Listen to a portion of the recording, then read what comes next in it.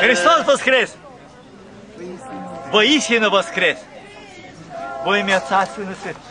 Приступили к Da, eu îmi ia camera. Oulin, și lumea aceasta. Poftim. Se simțește sarea, macul, zahărul.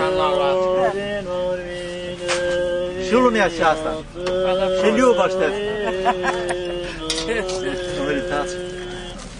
În Tatăl și al Fiului și Sfântul Duh, amin. Să fie de bine! Hei! Să fie de bine! Hristos a înviat! Adevărat că a înviat! Adevărat că a înviat! Adevărat că a înviat Hristos!